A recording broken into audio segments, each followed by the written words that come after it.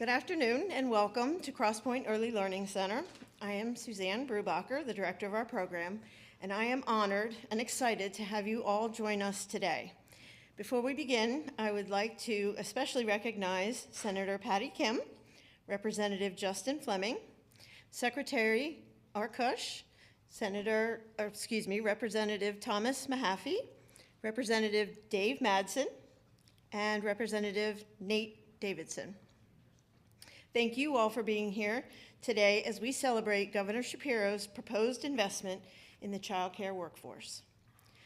My 20-plus years in the early childhood field has seen many positive changes and tremendous growth, but the consistent problem over the years has been the low pay. Historically, centers did things like offering free child care as a recruitment tool to offset the pay and appeal to those that couldn't otherwise necessarily afford child care. But then we had staff that would jump into child care when they had their babies and jump back out when they were ready to rejoin the work world. And these kinds of issues around the pay, as well as people not really understanding or knowing what we actually do, led to a lack of respect for the early childhood educators as professionals. Thank you, Governor Shapiro, for recognizing our value as professionals. The first 3 years, the first 1,000 days of a child's life are crucial for brain development. 1 million neural connections per second are forming and are heavily influenced by experiences and interactions. The positive relationships with caregivers during this period are absolutely essential for healthy development. Research shows that early experiences significantly impact a child's future learning, behavior, and overall well-being. High-quality early childhood care and education is one of those experiences whose power cannot and should not be underestimated. We are celebrating this investment in the early child care workforce as it will enable us to recruit and retain quality educators and caregivers. ECE professionals are the workforce behind the workforce. Parents need high-quality early childhood care so they can work. Thank you, Governor, for ensuring that those who impact our children's future will not be underestimated. I'd like to turn it over. Thank you. Thank you, Mr. Governor. Thank you, Suzanne. Thank you so much, Suzanne. And it is awesome to be here at Crosspoint. And I must say, it just filled my cup to be able to be with those children and their amazing teachers downstairs. For those of you who didn't get the chance to visit with us, those students passed a new law. It is now official that the Hershey Kiss is not only our official state candy, but the children are allowed to have it at any meal and at any time. They voted on it, right? And I signed it, so it's happening. I got to tell you, Suzanne, it's magical what you're doing here, and I want to thank all of the teachers. I want to thank the church and others who lift up these students and give them an opportunity to get that great start that Suzanne was talking about. Places like this are really special to me, not just as the governor of the Commonwealth of Pennsylvania, but as a father of four who had our children go through similar type of environments in our home in Montgomery County. We saw what it meant to our kids, and I just want you to know that I'm a believer in the kind of work that goes on here. You play such a critical role in our communities, not just supporting our children, but supporting our parents and working families who want to make sure there is a safe place where their kids can learn and grow and flourish while they're off at work.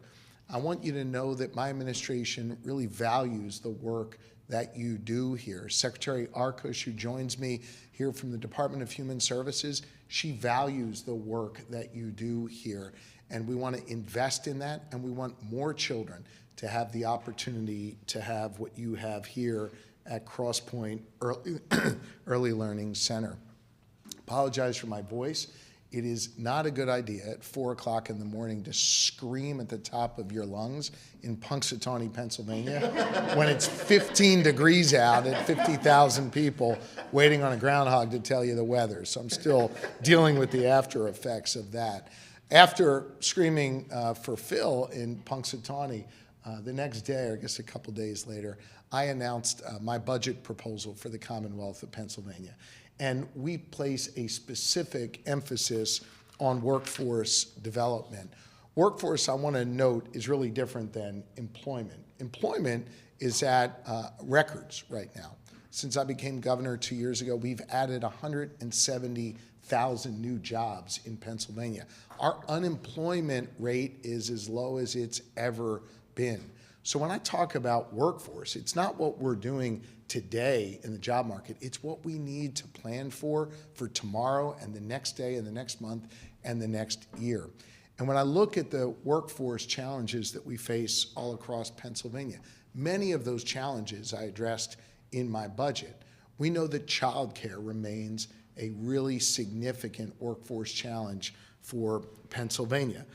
I want to make clear that when I think about childcare workers, I want to pick up on what Suzanne said. I think of these individuals as highly professional, dedicated, wonderful people who care so much about engaging our children and teaching them not only reading and writing and math, but the life skills they need to get along with one another and to be really wonderful citizens. I know that some people may view childcare as a babysitting opportunity for a few hours while your parents are at work. I don't see it that way. I see this as a highly professional, wonderful job that someone can have that we need more of in our society. And I have immense respect for the people that do this work. Unfortunately, right now, we have 3,000 unfilled childcare jobs in Pennsylvania, 3,000.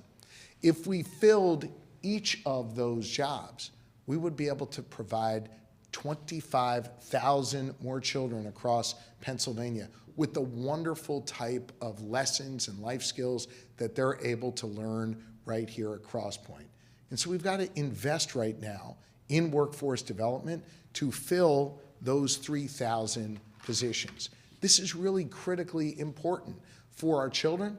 It's really critically important for the parents, and it's incredibly important for our economy in Pennsylvania, because we understand that when families can't access quality childcare, our economy struggles and suffers. It makes it harder for parents to go to work. Sometimes they have to leave the workforce because they don't have access to great childcare. Businesses lose out on wonderful employees, and our economy doesn't grow at the rate that it can.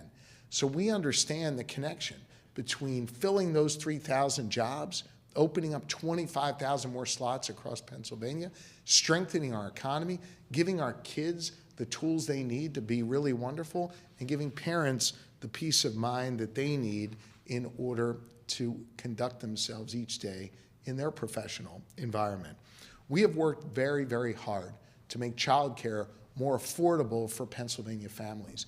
I'm joined today by several representatives and senators who you heard, who were acknowledged before. I think it's important to note that we're joined by representatives and senators from both parties, Republicans and Democrats. I'm one of the only governors in the country who works with a divided legislature, a Senate led by Republicans, a House led by Democrats. I share that with you not to be political. I share that with you to let you know that practically speaking, for me to pass anything into law, it requires Republican votes and Democratic votes. And Republicans and Democrats came together to triple our child care tax credit in Pennsylvania. And that was huge. You can clap for that.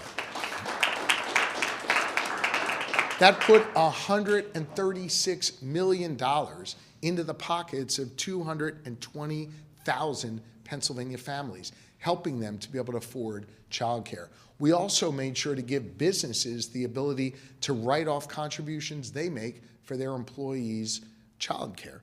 We think that's really important.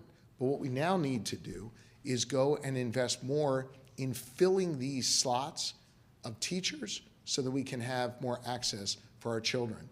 And so my budget proposes to give a $1,000 recruitment or retention bonus to these wonderful souls who are teaching our kids in order to make sure we fill these slots.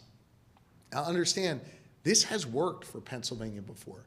I proposed this a couple years ago for police officers, and lawmakers came together and voted for it. We gave a $1,000 recruitment and retention bonus for municipal police officers. And guess what? We've been able to attract 700 new municipal police officers across Pennsylvania. This formula works, and now it's time to drive those dollars out to help make sure that we've got child care workers in our community doing this really important work. Here in Pennsylvania, we identify problems and we solve them, and we solve them on a bipartisan basis. I wanted to be here today in my first event post my budget address to make sure you understand we're working to solve this problem, and to make sure you understand just how important you are, the people who provide child care service, and this need that we have in our communities for more access to affordable child care. This is critically important to me, and I'm going to work together with members of both parties to get this done. It's going to be critically important, and I invite all of you to share your stories and share your passion for this issue so that we're able to come together and make this happen here in the Commonwealth of Pennsylvania. Now, I know Megan Garrity is someone who sees the benefits of a wonderful child care program, and it is my pleasure right now to invite Megan up to say a few words, and then we'll hear from some other speakers, and I'll be happy to come back at the end and answer some questions from the media. Thank you all very much for welcoming me here today. Megan, the floor is yours. I'm Joshua. Thank you, Governor Shapiro. Good afternoon. As he said, my name is Megan Garrity, and I am the proud mother of two incredible children. One is 6 and one is 4. He actually met my daughter downstairs. Yeah. And both of my children currently attend Crosspoint Early Learning Center. This is their 3rd year at Crosspoint, and each day I'm amazed by how much they've grown as people and what they have learned to do in their time here. I'm in awe of the people they are becoming and how much they know, and it's all thanks to this incredible team here at Crosspoint who deserve the support that Governor Shapiro is calling for in this year's budget. These teachers change lives. As a parent, it was important for me to find a place where my children would be accepted, protected, and educated every day. Both of my children needed an environment where they could thrive, but especially my son, who was diagnosed with autism. The inclusive and welcoming environment of this center, filled with positive interactions, drew me in and held my heart. I knew a center that saw my son for all he had to offer. Oh, sorry. Yeah. And the great things that he could do, but also challenged him to do the hard things by teaching, modeling, and practicing them with him was exactly what he needed. A place where my daughter could be celebrated for her creative fashion sense and wonderful imagination was a place that she would also flourish. Finding an early learning center that saw both of my children as wonderful and unique and capable has created a love of school and learning in both of them, and I truly believe that they will be lifelong learners because of this. The time they have spent here has taught them how to problem solve and interact with people, how to handle conflicts in a positive way, and how to believe in themselves and their abilities. Those are essential skills for any person, and my children have discovered them because of their time here at Crosspoint. That's the value of early childhood education. I can honestly say it has changed my son's life. So I'd now like to invite one of those dedicated staff members who works here at Crosspoint. Sorry. We're going to hear a few words from Ms. Jennifer Shirkwise at this time. Whew. Great job.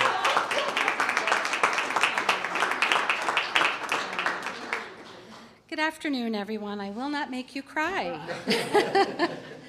Thanks for the opportunity to speak this afternoon. I'd like to say a few words about what Governor Shapiro's proposed early childhood education funding means to me personally, as well as the importance of early childhood teacher retention and recruitment. I've been in the ECE, which means early childhood education field, my entire adult life, and I won't tell you how long that is, both as a direct caregiver and as a program administrator. So I know firsthand the limitations of program budgets. This $55 million allocation will help Pennsylvania's ECE programs compensate teaching professionals with the end goal being teacher retention, which promotes high-quality care and high learning outcomes for children. When I was younger, I occasionally thought about leaving the field with the goal of making a higher salary. But ultimately, my passion lies with serving children and families, and I've never left my calling. But I definitely still need to earn a high-quality living wage. We early childhood educators love our jobs. We're dedicated to our children and families, and we want to remain in our chosen field. But we also need a competitive wage that allows us to properly provide for ourselves and our loved ones. And I want to be valued for my education, my experience, and my ongoing professional development.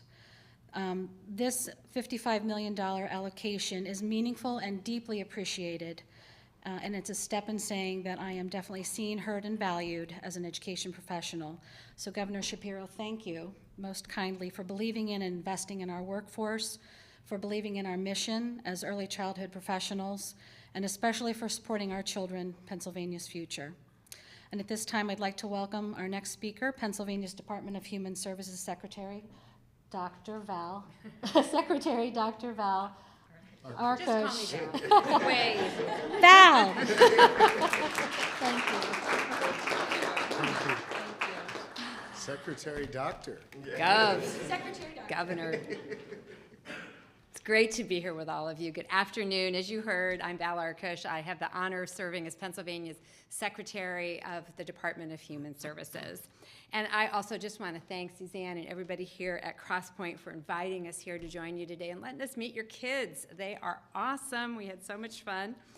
And as a working mom, I have now 3 young adult kids, and as a doctor, I know how important this work is. It's critical to families who are working, and it's critical to the early development that Suzanne, you talked about so eloquently. I know that for most of you, this is just not a job. It is so much more, and your care and your compassion shines through.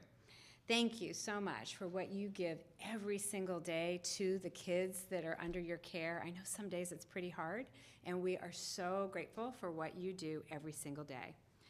Early childhood education programs are vital to a child's educational, social, and emotional development, and especially during those youngest years.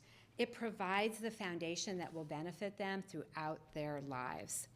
And as many of us know, childcare is absolutely essential to enable their parents to go to work every day.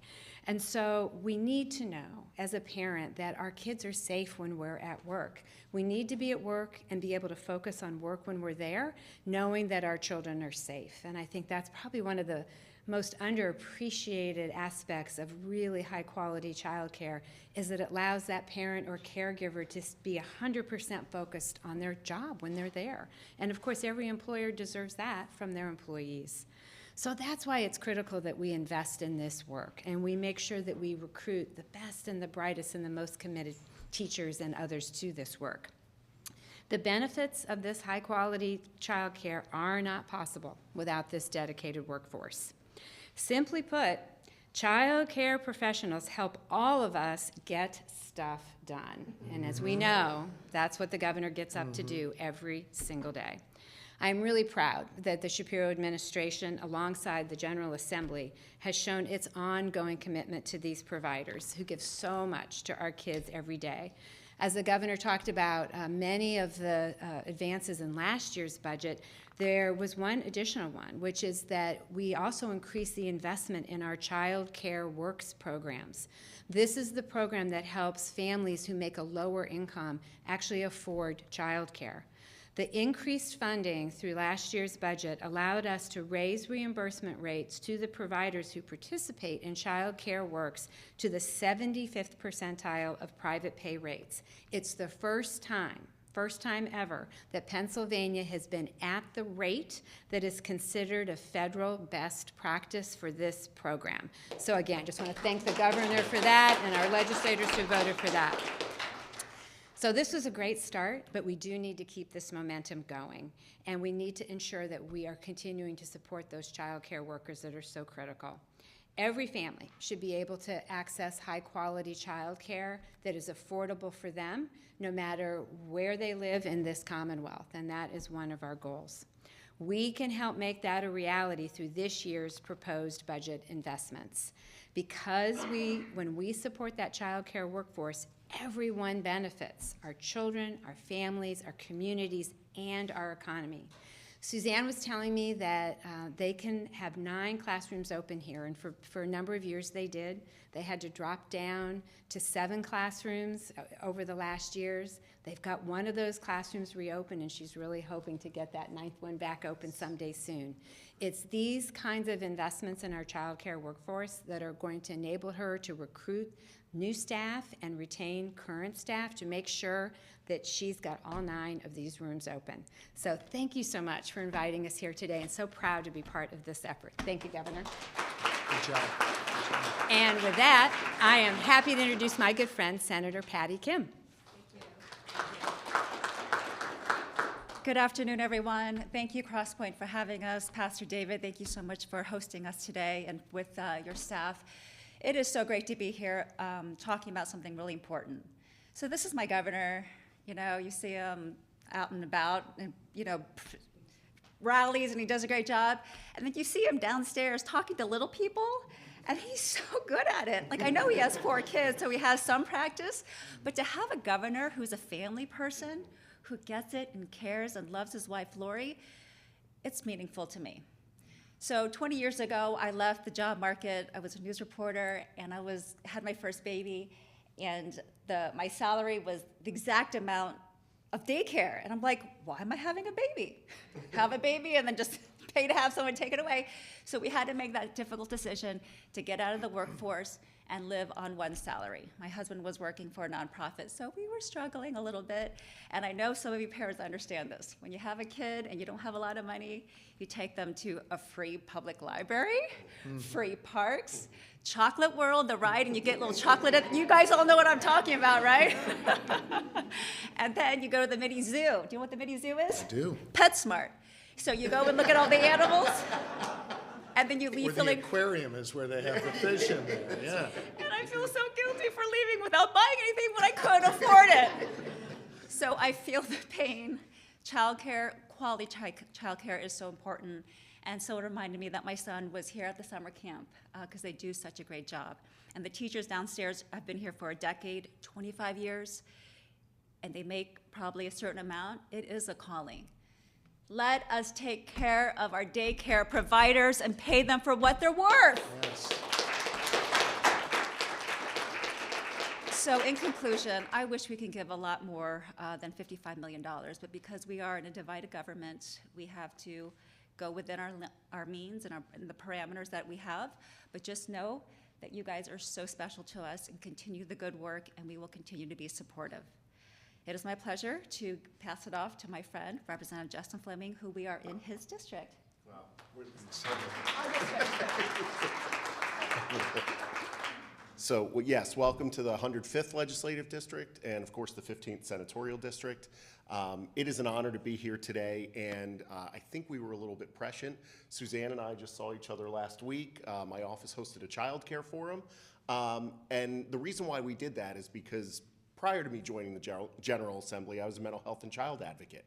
And so the last 4 years, I worked for an organization called Pennsylvania Partnerships for Children, statewide nonprofit organization, but I would go in and talk to or bother then Representative, now Senator Patty Kim, about supporting things like high-quality childcare, high-quality pre-K, because it's important.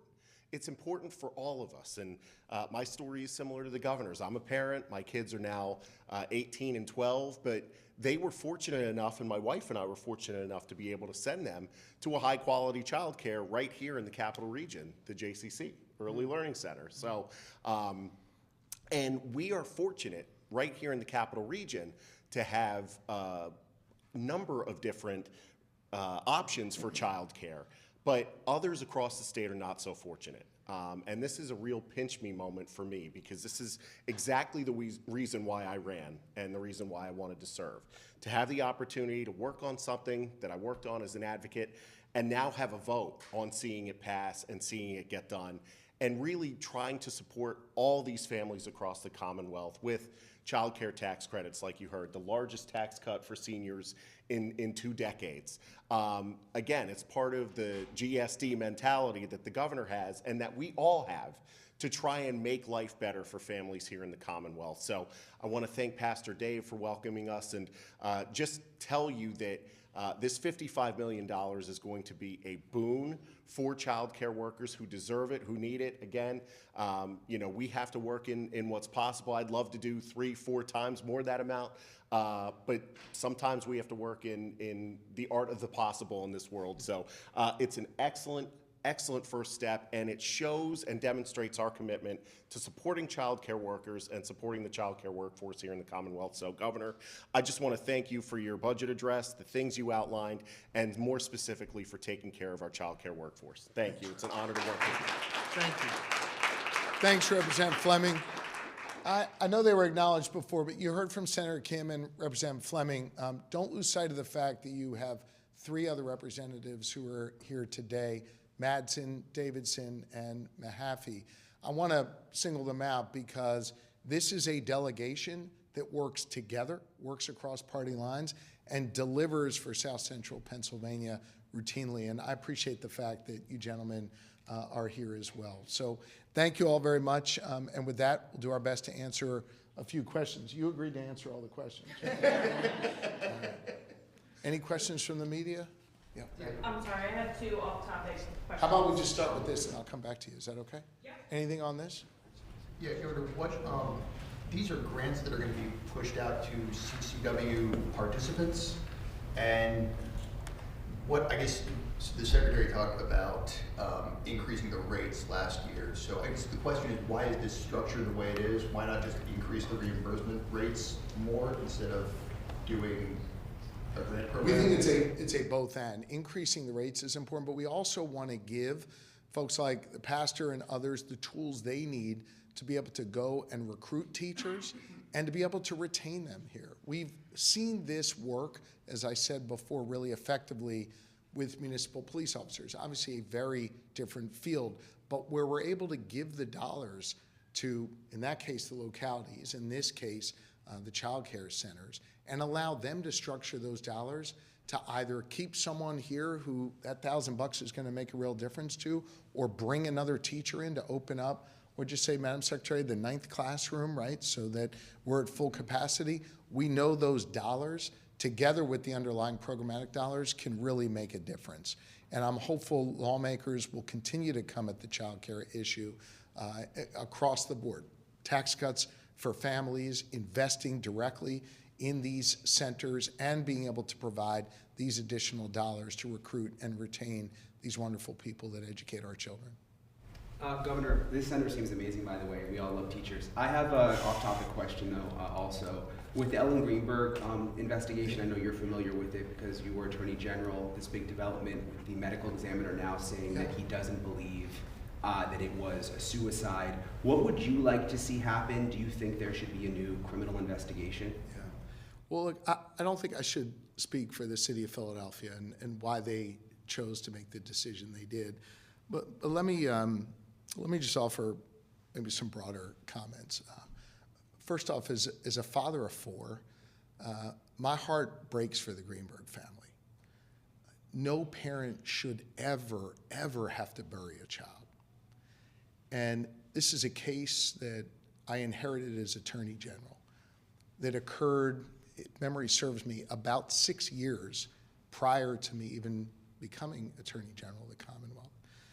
And it was a case that was put on my desk after the city of Philadelphia ruled that Ellen Greenberg died by suicide, not by homicide. That wasn't my decision. That was made years prior by the city of Philadelphia.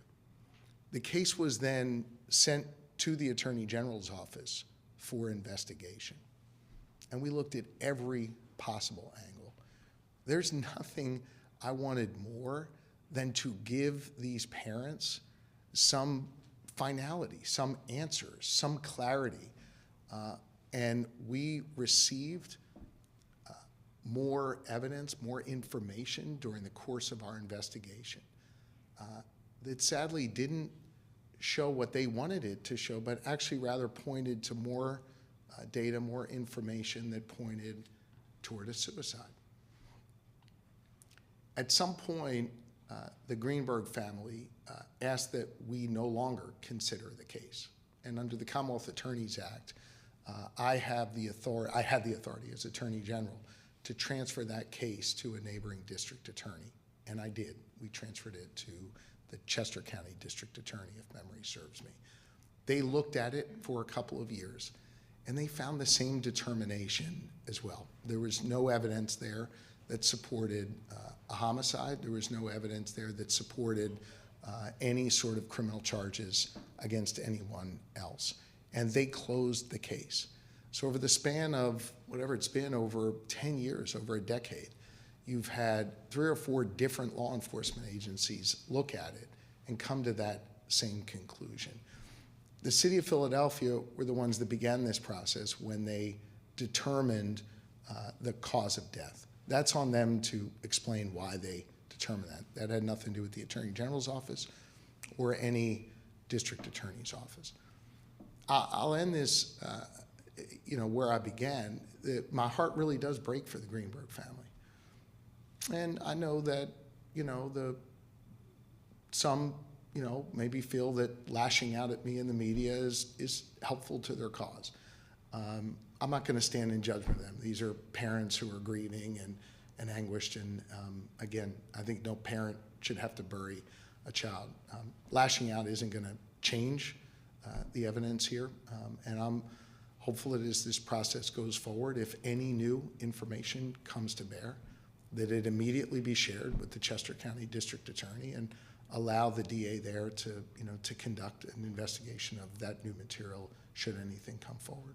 Do you think the medical examiner coming forward now, though, and saying he no longer believes it's a suicide is enough to push this forward? I mean, that's a big change. Yeah, I think that's a question for the DA in Chester County. It has to have some evidence with it, not just someone feeling different. But certainly if there's some evidence that this medical examiner has uncovered, I'm not familiar with that, I'm no longer the AG. If they have new evidence, new information, they should share that immediately. One of the things that was particularly frustrating to me when I was Attorney General is someone would have a press conference, claim to have new information, we would invite them into the AG's office, and then they actually didn't have anything that was particularly new, and they used the media to keep the issue alive. I understand why parents would want to keep this alive. I understand why they would want to find answers. I wanted nothing more than to be able to give them the answers that they wanted. But when you're in the role of being a prosecutor, you have to follow the evidence, and we never saw any evidence to suggest anything different. And then we shared the case with another district attorney, and they found the same. Yes? 2 questions for you. Republicans are promising to push for school vouchers. Can you just give your thoughts on them, and if it becomes a budget bill, will you sign up on it? I've always said that this is a matter that the House Democrats and the Senate Republicans need to come together on. In my first year, the Senate Republicans put forth an idea that the House Democrats weren't for. Last year, the House Democrats countered and said that they would do the program as a tax credit. Senate Republicans said no. So I have, as I did last year, left space in these budget negotiations to see if there could be common ground there. I still support the option of giving poor kids in struggling school district more resources to help them with their education. Never at the expense of public education, but in addition to, and this is a matter between the leaders of both caucuses to work together on. Thank you. And this last one is a Dennis Owens question, so bear with me. I am unwilling to answer a Dennis Owens question unless he shows up. So, Republican You're going to leaders- keep going, huh? Republican leaders held a press conference yesterday about energy, saying that any kind of carbon tax is, quote, non-starter, and suggested it would hamstring energy producers needed by the grid. Also just suggested that hamstringing Pennsylvania companies makes no dent in the overall global climate picture, so why do it? What is your response? Yeah, I mean, these guys are like a broken record. They've been saying the same thing for years and years and years and years. And you know what's happened during those years? We are falling behind because the Senate's unwilling to do anything when it comes to being more competitive on energy. I put together a plan that has been backed by the building trades, environmental groups, consumer groups, and industry. No one's been able to do that for the last decade. We actually set the table for progress on energy. I want to generate more energy in Pennsylvania.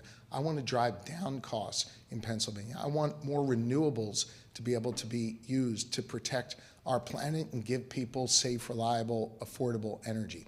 My plan does that, and I put it forth in great detail to the House and the Senate. Now, I fully expect lawmakers to take my proposal and put their ideas forth, and then we compromise. That's how bills get to my desk, through compromise. Compromise is a good thing. But if you're just going to have press conferences and take your ball and go home and say, I'm not doing anything, all you're doing is cheating the good people of Pennsylvania and making it harder for Pennsylvania to be the powerhouse energy producer it can be. You're making people's bills rise because you're unwilling to do anything with it. So I get that there are people out there that just want to have press conferences to be against anything I'm for, because I'm for it. But I would caution them for doing nothing. Inaction here is going to just drive up prices and drive down generation. I've brought all the different people together, and I would encourage the Senate Republicans to actually listen to those who we've assembled around the table, who understand the great position we're in to be a powerhouse on energy in Pennsylvania, and capitalize on this opportunity to find common ground as opposed to just taking their ball and going home. Okay? Governor, there was a fairly sizable anti-Trump, anti-Elon Musk protest at the Capitol yesterday, and as the person who's the sort of de facto leader of Democrats in Pennsylvania, what would be your message? Did you say people? sort of the de facto? Is that what you just said? Jeez. I mean, maybe you know. Okay. What I was getting at was,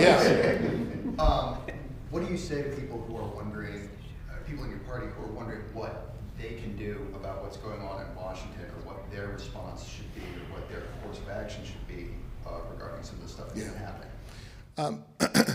I didn't see the rally, and I didn't read any of the coverage. So I'll make some general comments, but I can't really comment on anything they said there specifically. I understand that right now, with all the chaos Donald Trump has brought to bear over these first 17 days of his administration, the way he's attacked certain people in our community because of what they look like or where they come from, who they love, who they pray to, who they are. I understand how that can make people feel uneasy and worried. And I understand how that can make some people retreat and not engage. I think the answer right now is to engage directly, is to show up, is to make your voice heard, is to let your congressman and your senator know just how important these issues are to you as a Pennsylvanian, and encourage them to do their jobs and actually be a check on the president. I think it is very, very important that Pennsylvanians stand up and speak up. I think it needs to be done in a constructive and peaceful and safe manner. And that is what I would encourage Pennsylvanians to do. Stand up, speak up, and allow your voices to be heard. I understand it's also very hard to kind of see all the noise and know what's really happening. I'll give you one concrete example, which you may not be aware of. I think it was about a week ago, right, where the president said he was freezing all federal spending. It's a week ago. It's either a week or a decade ago. I can't tell at this point. And they very quickly said that they rescinded that order to freeze spending. Well, I don't know if any reporters have reported on this, but right now we have nearly $950 million of money that has been promised or contracted from the federal government that is frozen here in Pennsylvania, that we can't draw down. And you know what? This is when it comes issues for environmental protection, protecting our workers, plugging wells that are leaking methane in our communities. The federal government has shut off that spending. I think it's important that people stand up and speak up and let our congressional delegation know that's not okay. I was just downstairs with the children. We learned about how a bill becomes a law. Lawmakers vote for it. A governor or president signs it into law. The president doesn't just then get to unilaterally change that, just like I don't get to unilaterally change that. I think it is important that the Congress of the United States, particularly members of Congress from Pennsylvania, make sure we get every dollar that's been voted for and promised to us. This is a real problem, and one, by the way, that we're contemplating taking legal action against the Trump administration if they don't release those funds that have been promised to us.